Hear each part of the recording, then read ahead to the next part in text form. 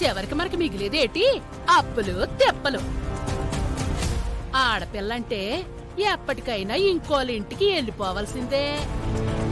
నాను ఆ మాట అంటే శ్రీలక్ష్మి చదివి తీరాల్సిందే అని మీ మరిది పట్టుపడుతున్నాడు. ఓ సిర్రి మొహమా, ఉన్నదంతా ఒక్కదాని చదువుకే తగలెడితే రేపు దానికి పెళ్లి ఎట్టా చేస్తావు? దానికన్నా చదువుకున్నోడిని ఎక్కడి నుంచి తీసుకొస్తావు? ఇదిగో ఆ తర్వాత ఇద్దరు గుంట్లు ఉన్నారు. వీళ్ళ బతుకులు ఏం కావాలి చెప్పు?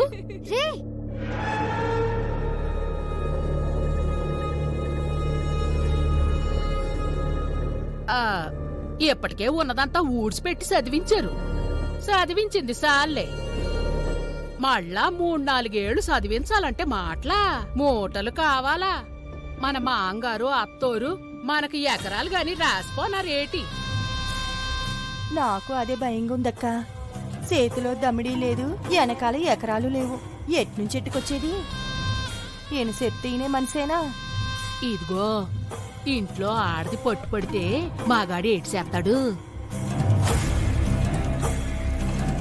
అప్పుడే గడ్డికి వస్తావేటి? అవునే లక్ష్మి, నా మాటను మంచి సంబంధం ఉన్నది. నువ్వు ఊ అంటే నాను మాట్లాడతాను. రేపే చూడ్డానికి వచ్చేస్తారు. ముందు మీ ఆయన నొప్పించి నా కబురెట్టు.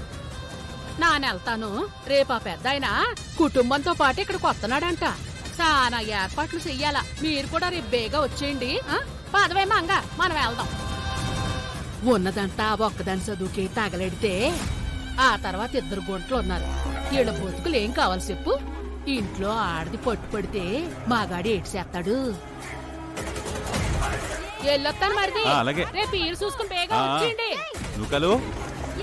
పెద్దమ్మా మీరు ఈడున్నారా? అవునే, రేపు మీ అన్నయ్యని చూసుకుంటాకి పెళ్ళోళ్ళు వస్తున్నారు కదా. మీ అమ్మని పిల్లటాకి వచ్చాను. నువ్వు మీ అమ్మతో పాటు వచ్చి బాగారు అందరినీ పిలాలి కదా. అలాగే రాయే. వస్తున్నా.